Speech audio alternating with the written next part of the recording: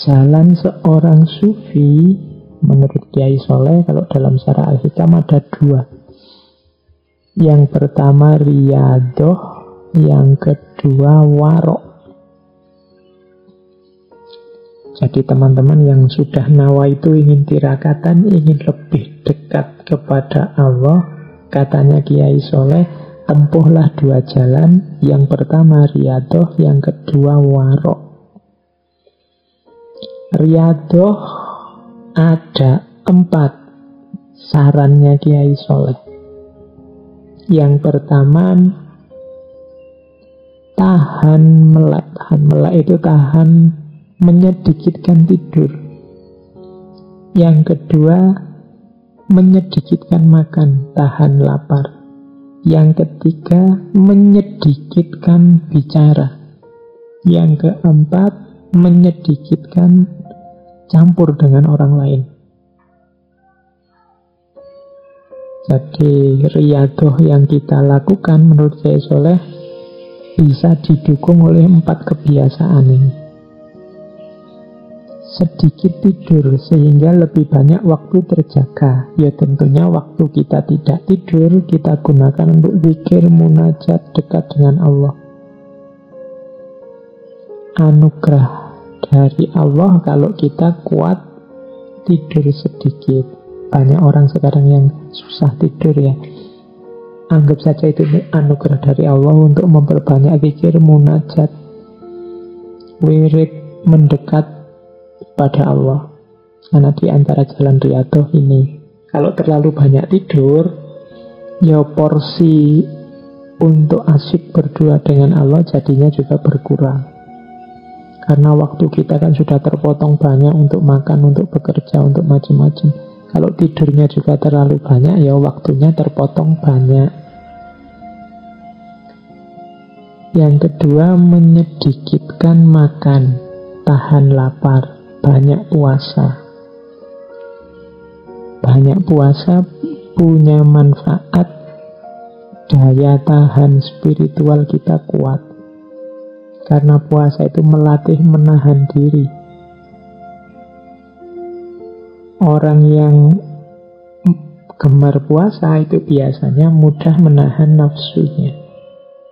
Dan ini memudahkan jalan dalam riyadhah.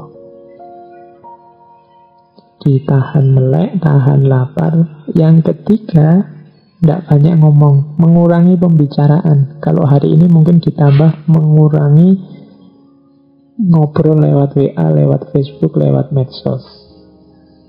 Jadi menghindari yang tidak penting, yang tidak perlu. Semakin banyak ngomong, semakin banyak salah. Terlalu banyak posting, pada saatnya ada 1-2 yang keliru. Kadang-kadang kita saking semangatin nulis WA-an, Facebook-an, posting, kadang-kadang ada yang typo, kadang-kadang ada yang salah ruang, kadang-kadang itu karena kita terlalu banyak. Tahan bisu, menghindari pembicaraan yang tidak penting. Yang keempat, tahan berpisah dengan manusia. Maksudnya memperbanyak kebersamaan dengan Allah dalam rangka menyegarkan jiwa, dalam rangka mengheningkan batin. Karena kalau terus-terusan kita terjun ke tengah keramaian, itu biasanya susah untuk menemukan keheningan. Cari waktu untuk kita berdua dengan Allah saja. Mungkin lewat ibadah, mungkin lewat doa, mungkin lewat munajat, mungkin lewat zikir, lewat tafakur, monggo.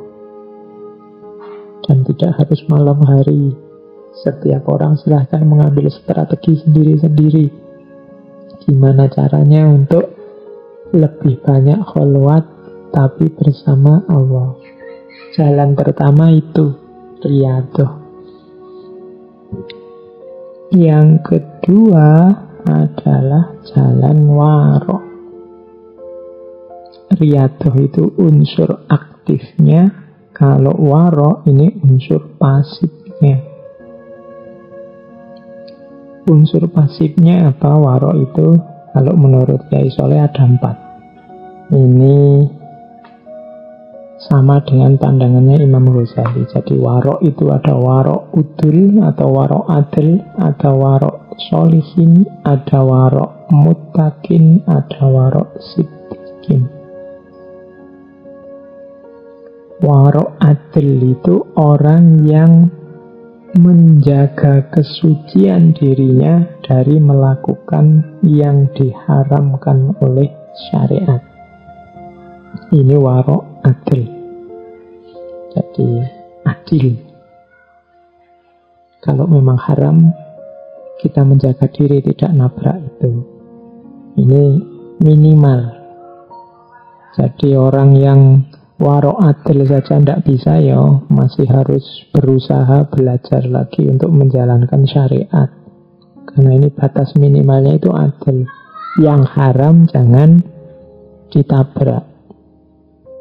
Ada level 2. Level 2 ini warok solihin. Orang-orang soleh.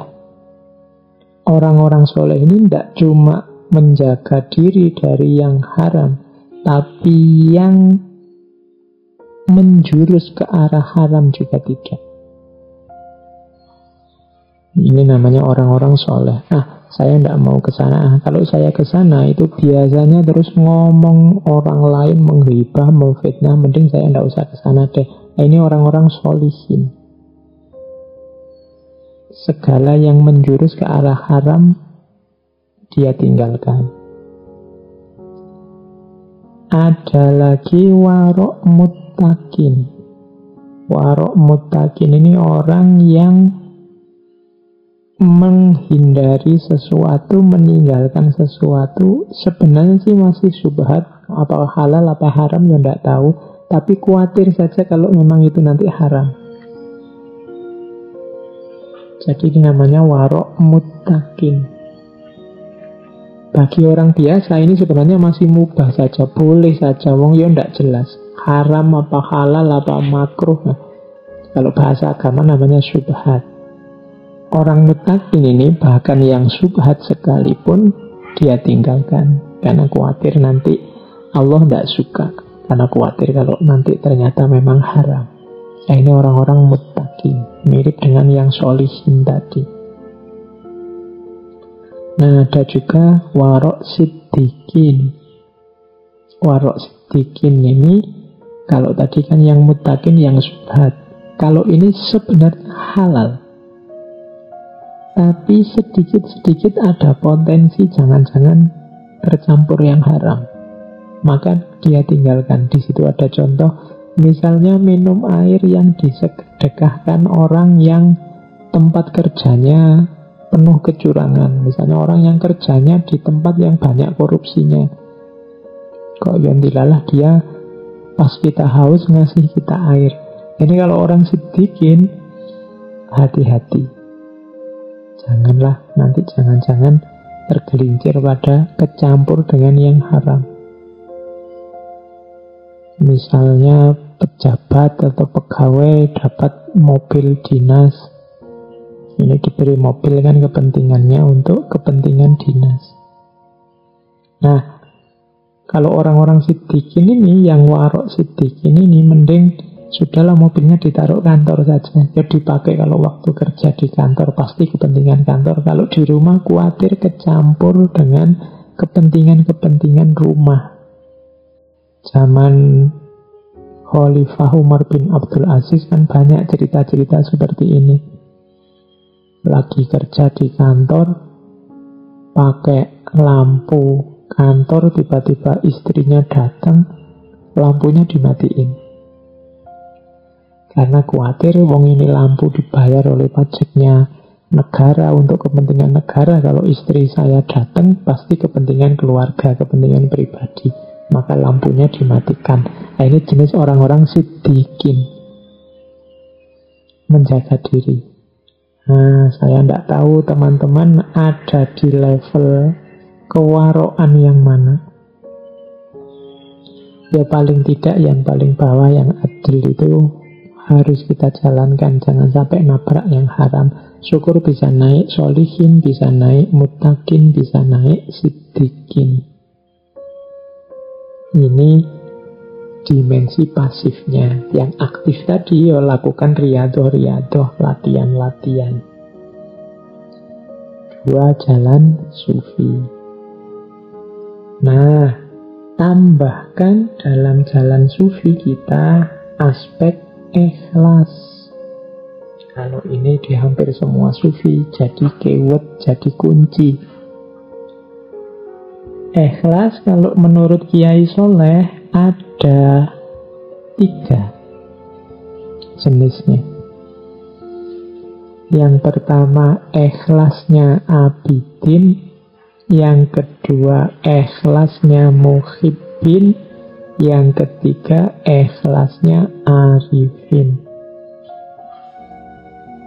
Oke, saya tidak tahu, kadang-kadang teman-teman mungkin yang mendengarkan yang masih muda-muda ini merasa wacana-wacana seperti ini, ikhlas, warok, kemudian riyadhah, itu mungkin merasa ini kok rasanya masih jauh Pak dari hidup saya. Rasa semacam ini sebenarnya juga sejenis godaan, sejenis was-was, seolah-olah kita yang masih muda ini masih belum saatnya. Tapi kalau tidak kita mulai sekarang, di belakang nanti ya perjuangannya lebih berat. Kalau pakai bahasanya para sufi, ini namanya wilayah yang hakiki. Jadi kenyataan hidup kita yang hakiki, hidup yang sejati itu di sini. Kalau dalam bahasa Islam kan, inna lillahi wa inna ilaihi roji'un. Pada saatnya pasti kita nanti kembali ke Allah. Pada saatnya jatah umur kita akan habis. Dan yang akan berguna yang hakiki-hakiki ini. Insya Allah seumuran teman-teman belum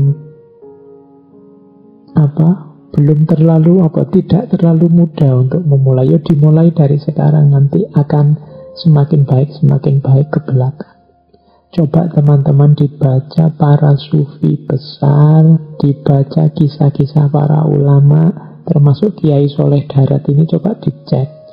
Kiai Soleh ini pada usia seperti teman-teman sekarang, mungkin yang muda-muda, yang para mahasiswa sekitar 20 ke atas, itu Kiai Soleh sudah bisa apa, sudah mampu apa, sudah khatam kitab apa, sudah menjalani riyadhah apa. Dari situ nanti bisa kita bandingkan dengan hidup kita sekarang. Kita sudah sampai mana. Ya insya Allah tidak sehebat Kiai Soleh. Makanya tidak apa-apa dimulai sekarang, jangan nunggu nanti.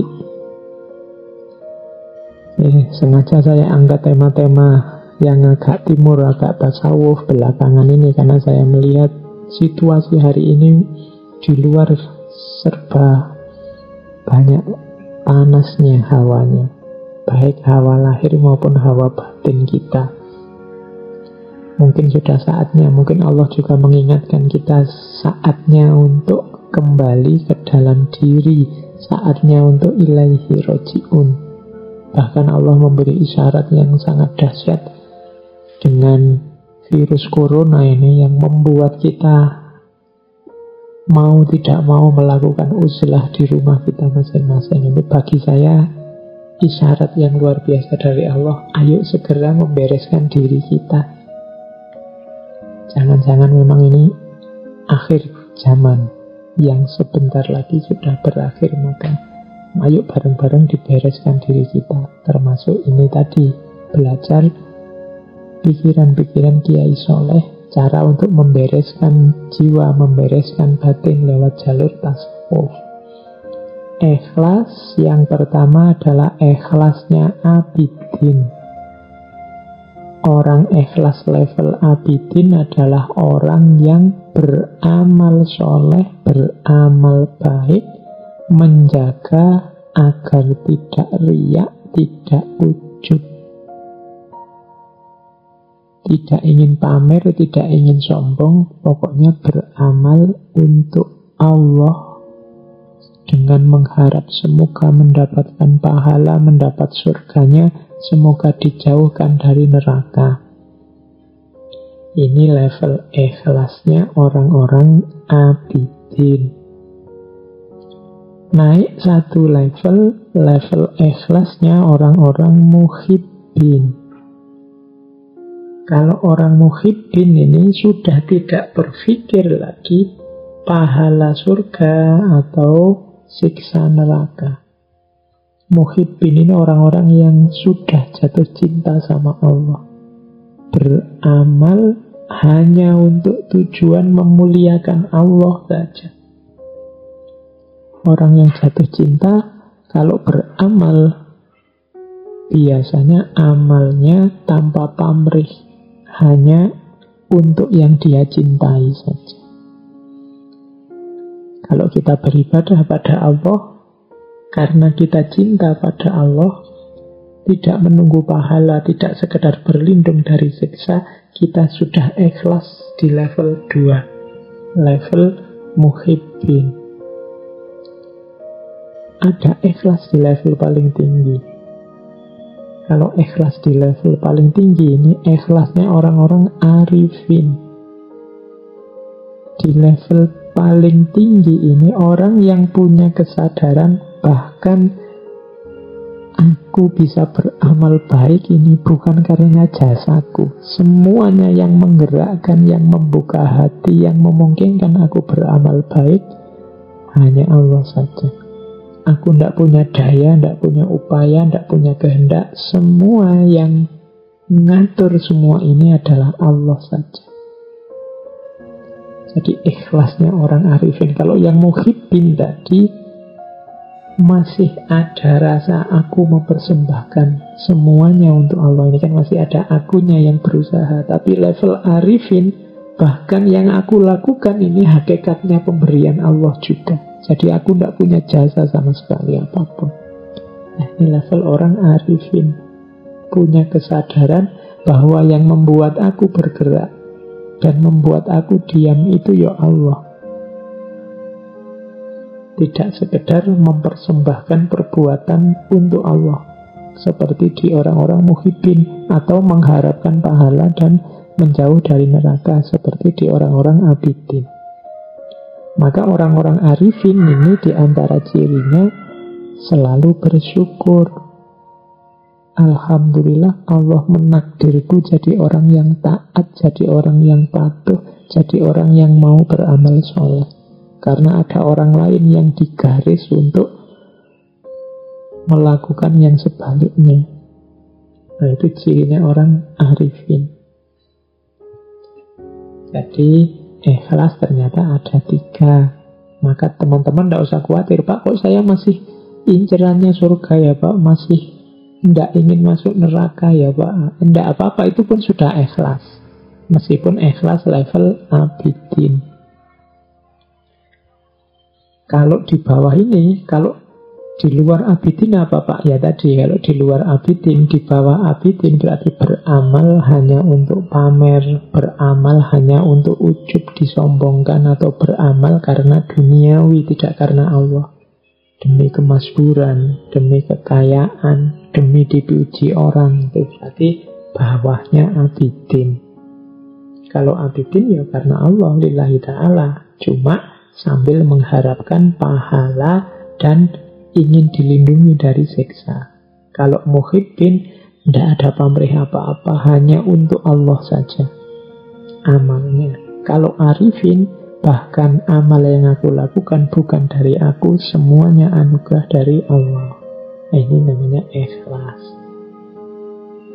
Menempuh jalan sufi lewat riyadhah, kemudian menjaga diri lewat warok, dan semua itu dihiasi dengan ikhlas.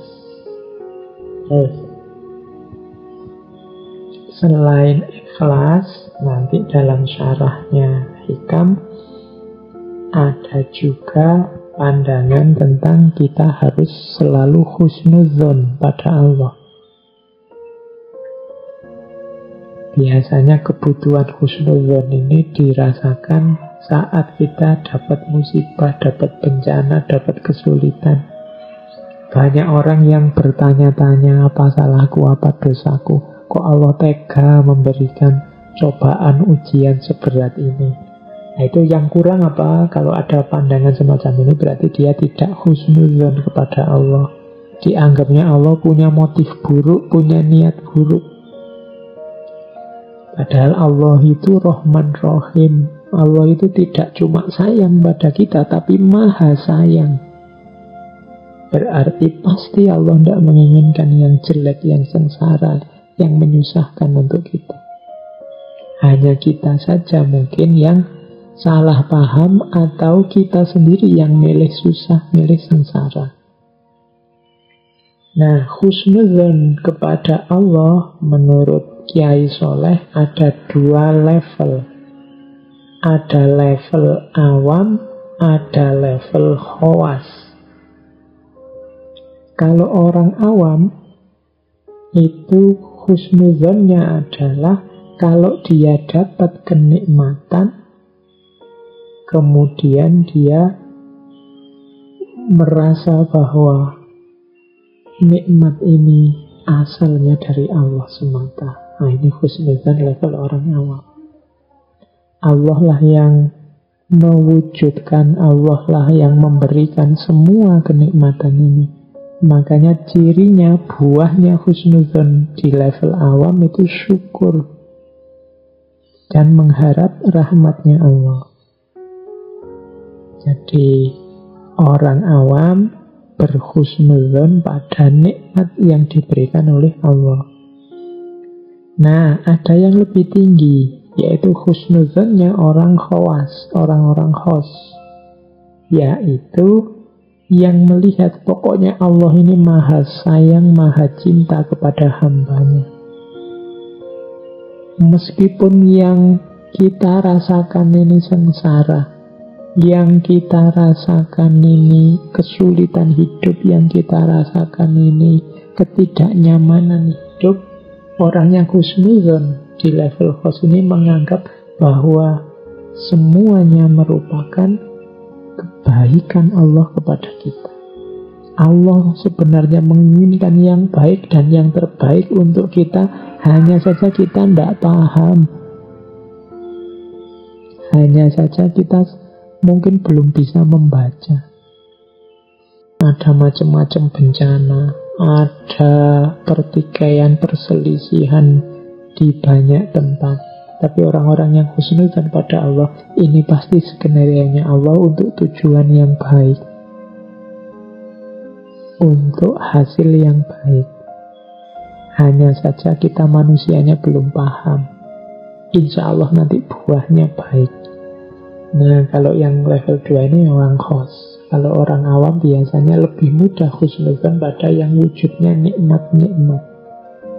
Tapi kalau orang khos, apapun wujudnya, apakah itu nikmat, apakah itu dirasakan menyusahkan, semuanya dianggap buahnya kasih sayang Allah yang pasti hasilnya nanti kebaikan. Kalau tadi yang orang awam melahirkan syukur nikmat, kalau yang husnudzonnya orang khos melahirkan rasa cinta, rasa percaya, rasa tawakal kepada Allah. Orang yang husnudzon itu enak, tidak mudah mengeluh, tidak mudah susah.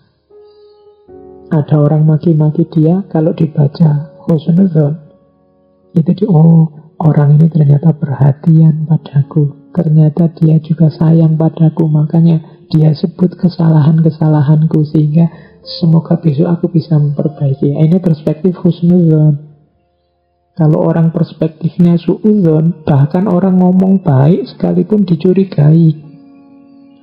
Wah, jangan-jangan orang ini muji-muji aku, tapi nanti di belakangku menjelek-jelekan aku, atau membuat aku terlena sehingga nanti dia bisa ngalahkan aku, atau sebenarnya dia iri sebenarnya, cuma itu basa-basi saja. Ini orang yang perspektif suudzon, biasanya lebih tidak tenang, lebih stres. Apalagi kalau suudzon pada Allah, suudzon pada manusia aja membuat kita galau luar biasa. Kalau kita suudzon pada Allah, lebih galau lagi, karena tidak mungkin kita bisa mengalahkan Allah. Maka Kiai Soleh memberi saran, jalan sufi kita dihiasi dengan keikhlasan, dihiasi dengan husnudzon kepada Allah, sambil tetap menjalankan riyadhah dan warok. Nah, ini ada beberapa tips dari Syarah Al-Hikam. Bagaimana kalau kita mengalami kesulitan tadi loh Pak? Saya sih pinginnya husnudzon, tapi kok hidup ini rasanya berat. Doa saya itu loh, kalau tidak dikabul-kabulkan sih oleh Allah. Nah, nanti dalam Syarah Hikam ini Kiai Soleh mengajarkan begini. Ketika engkau meminta satu perkara dunia, lalu Allah tidak mengabulkannya, hatimu menjadi susah. Itu disebabkan karena engkau tidak memahami kehendaknya Allah. Jika engkau paham, engkau akan bahagia. Tenangkan dirimu saat permintaanmu tidak dikabulkan. Saat permintaanmu tidak dikabulkan, pahamilah bahwa sesungguhnya Allah menghendaki agar engkau mendekatkan diri kepada Allah terus dan selalu menyandarkan hatimu kepada Allah. Jika sudah begitu, engkau akan menjadi kekasih Allah. Karena sesungguhnya ketika Allah mengasihi atau mencintai hambanya, niscaya Allah akan menghalangi dunia darinya dan menjauhkannya dari dunia. Jadi menurut Kiai Soleh, kalau kita punya keinginan macam-macam, sudah berdoa mati-matian kepada Allah, kok tidak dikabul-kabulkan ya?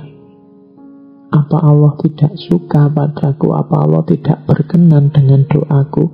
Kiai Soleh justru bacalah itu sebagai kasih sayangnya Allah kepadamu justru.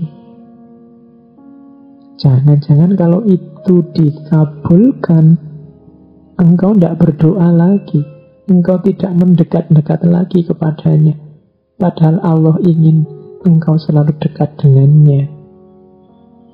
Jadi justru ketika Allah lama tidak mengabulkan doamu, kemungkinan Allah memang sangat mencintaimu, ingin engkau menjadi kekasihnya, ingin engkau menyapanya terus, ingin engkau mendekat padanya terus.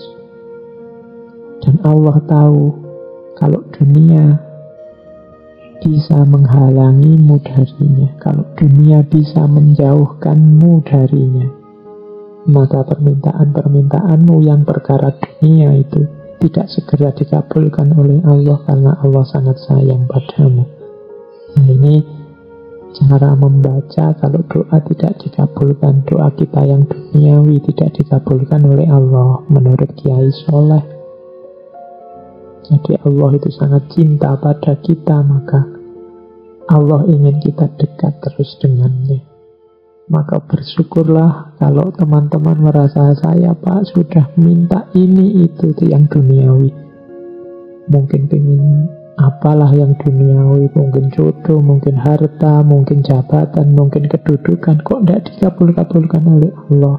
Kemungkinan karena Allah sangat sayang pada kita, karena Allah tahu dunia bisa menghalangi kita untuk dekat dengannya, bisa menjauhkan kita darinya. Allah ingin kita selalu menyebut namanya, selalu dekat, menghibah, mendekatinya. Nah, ini cara Kiai Soleh mengajarkan kita menyikapi keinginan, kesulitan dalam hidup. Selanjutnya ada kalimat begini. Apakah engkau mengetahui bahwa seorang ibu yang menyayangi anaknya pasti mencegah anaknya dari mengkonsumsi makanan yang berbahaya bagi kesehatan? Apakah engkau tidak mengetahui bahwa tabib yang mengobatimu, yang berbelas kasih terhadapmu, pasti akan mencegahmu dari mengkonsumsi makanan yang tidak patut engkau makan karena penyakitmu tadi? Padahal belas kasih Allah kepada hambanya itu melebihi belas kasih seorang ayah ataupun seorang ibu terhadap putra-putrinya. Ini penjelasan lebih jauh dari Kiai Soleh.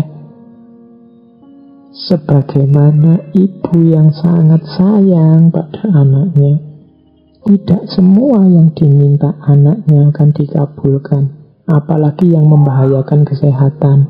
Juga seorang dokter yang bertanggung jawab terhadap pasiennya, yang sayang terhadap pasiennya, pasti akan mencegah kita melakukan hal-hal, memakan apapun yang merusak kesehatan kita. Jadi memang isinya larangan. Dokter itu kan melarang makan ini, melarang makan itu. Ibu juga begitu, anaknya tidak boleh ini, tidak boleh itu. Tapi larangan ini adalah simbol kasih sayang.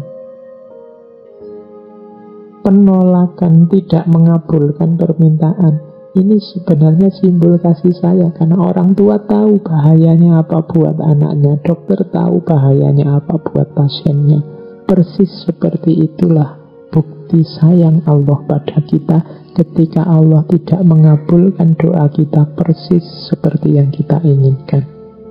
Allah lebih tahu yang berguna, yang baik, yang bermanfaat untuk hidup kita.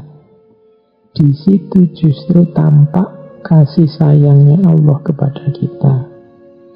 Ini syarahnya Kiai Soleh terhadap Al-Hikam. Makanya teman-teman tidak perlu galau kalau ada keinginan yang belum terkabulkan. Kalau ada cita-cita sudah lama berdoa kok ya ndak jalan-jalan, kok ya ndak dikabul-kabulkan. Kita hanya fokus pada dunia, kita lupa bahwa di balik doa yang tidak terkabul tersembunyi kasih sayang Allah yang sangat dalam pada kita. Keinginan kita itu kan hasil kalkulasi akal, keinginan, hasrat, nafsu kita yang bisa positif, bisa negatif karena terbatas daya jangkau akal kita. Tapi kalau Allah pasti tahu sampai detail, sampai mana manfaat dan mudaratnya untuk hidup kita. Jadi kadang-kadang memang sama Allah ya tidak dikabulkan 100% begitu saja. Karena Allah tahu kalau dikabulkan begitu saja justru jangan-jangan mudarat pada kita. Tapi Pak, ada itu orang yang hidupnya nakal, tidak pernah berdoa, ibadah apalagi. Tapi lah kok enak terus. Apakah itu juga menunjukkan Allah sayang pada dia? Nah, itu nanti selanjutnya ada kalimat juga dalam syarah Hikam. Katanya Kiai Soleh, kalau situasinya semacam itu, takut dan khawatirlah jika dianugerahkan nikmat kepadamu, sementara engkau selalu melakukan perbuatan maksiat, melanggar perintahnya. Takutlah jika nikmat itu adalah sebentuk istidratnya kepadamu, jika engkau tidak menyadarinya. Jadi yang merasa Pak saya itu mungkin disayang Allah, Pak saya tidak pernah doa itu, tapi keinginanku terkabul terus, apa yang saya inginkan itu wujud terus. Iya, itu bisa memang kasih sayang Allah yang tidak terbatas, atau jangan-jangan itu istidraj darinya. Tetap kita harus hati-hati. Jangan-jangan Allah tidak ingin kita mendekat-dekat padanya, sehingga pokoknya kita mau apa diberi, biar kita tidak sempat ingat Allah, tidak sempat ingin mendekat, tidak sempat ingin berdoa khusyuk. Wong yo kebutuhan kita terpenuhi terus. Jadi itu namanya istidraj. Kita juga harus hati-hati. Kemudian introspeksi. Takut dan khawatirlah, katanya Kiai Soleh. Karena apa-apa itu kan harus direnungi sampai dalam sebab akibatnya. Kadang-kadang kita ini merasa, wah saya ini mungkin lebih disayang oleh Allah dari dia. Dia hidupnya sulit terus, sementara aku lancar terus. Bisa jadi kenyataannya kebalikannya. dia sangat disayang oleh Allah, makanya secara dunia dia sulit terus, sehingga dia berdoa terus, ingin mendekat terus ke Allah biar kesulitannya terselesaikan. Sementara Allah tidak terlalu dekat dengan kita, tidak terlalu sayang dengan kita, ingin kita menjauh, benci dengan kita, sehingga kita dibuat tidak ada momen yang memungkinkan kita untuk ingin mendekat secara serius pada Allah. Itu namanya istidraj. Cuma kadang-kadang kita tidak sadar ini. Nah, ini syarah dari Kiai Soleh terhadap Al-Hikam.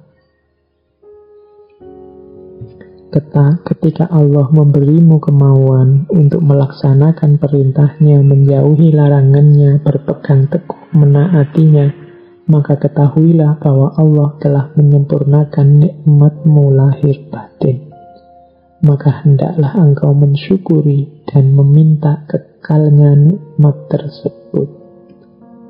Ini selanjutnya Kiai Soleh menasihati kita, sudahlah keinginan-keinginan duniawi tidak perlu dikejar sampai sebegitunya.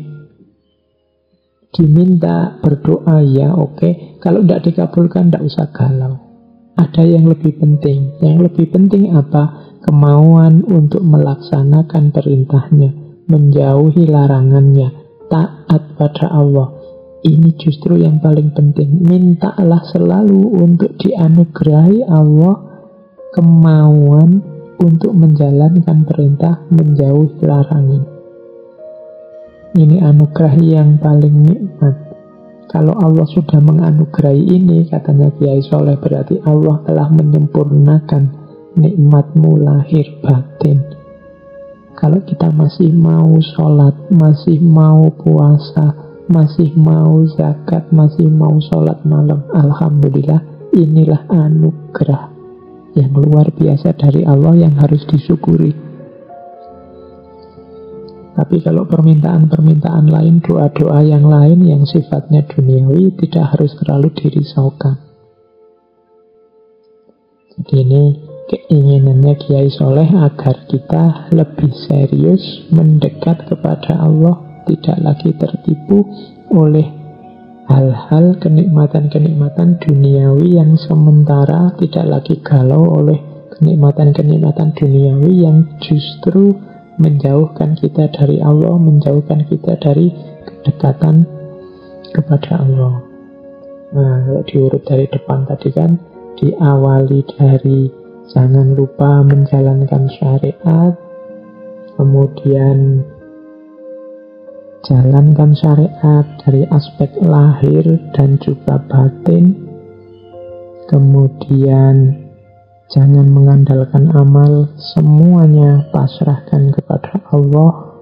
Meskipun tetap jangan lupa juga untuk tetap berusaha, tetap beramal. Kemudian lakukan riyadhah dan warok, latihan-latihan spiritual lewat riyadhah secara aktif, dan menggembleng diri biar tangguh secara spiritual lewat warok yang diperkuat dengan ikhlas serta husnuzan kepada Allah. Dan jangan minta hal-hal, jangan terlalu terobsesi oleh dunia, karena kadang-kadang Allah menganugerahi suatu perkara yang kita inginkan justru membuat kita semakin jauh darinya. Dibandingkan kalau tidak segera dikabulkan, kita semakin serius, kita semakin ingin dekat dengannya. Kadang-kadang tidak terkabulnya doa menjadi isyarat bahwa Allah sangat sayang pada kita, ingin selalu dekat dan mendengarkan keluh kesah kita. Oke, terus masih ada,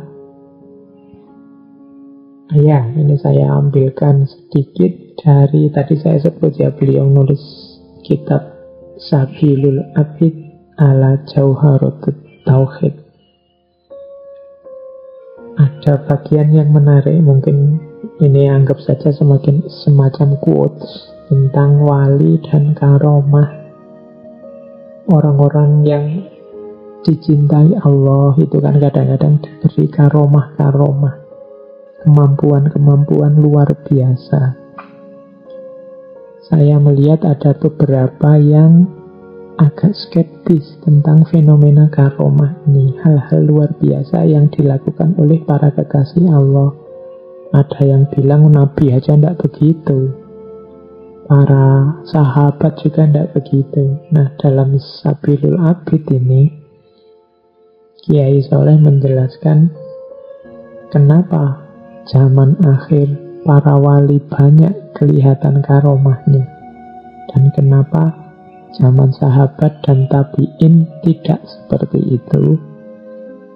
Kiai Soleh menjelaskan begini, karena manusia di akhir zaman ini dhaif keyakinan agamanya, maka mereka didampingi oleh para wali dengan karomahnya, agar semakin kuat keyakinan agamanya dan patuh kepada orang soleh.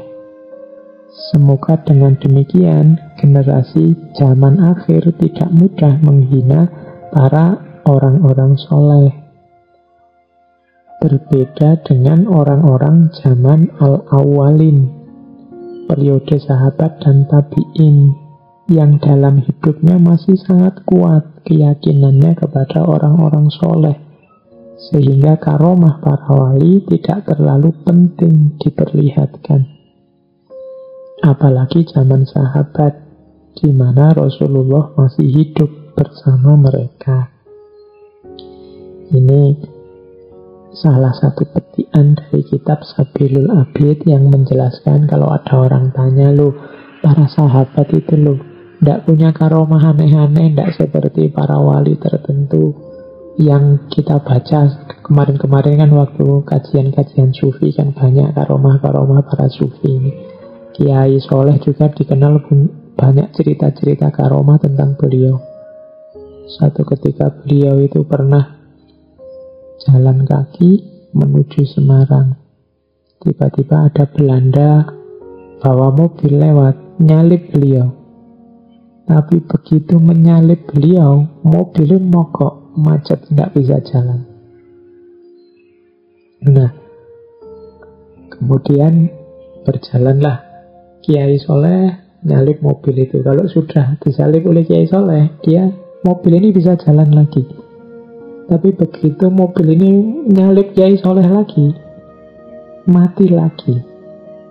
Lama-lama Belanda yang lewat ini sadar, wah ini ada beliau, ini jangan-jangan karena karomahnya orang yang jalan itu. Akhirnya sama Belanda, Kiai Soleh dibarmi terus jalan. Akhirnya mobilnya tidak mogok lagi. Itu contoh karomah. Suatu ketika juga ada cerita Belanda yang ingin nyogok Kiai Soleh karena mungkin ingin mendekati Kiai Soleh, karena beliau kan orang yang pengikutnya banyak, berpengaruh, santrinya banyak.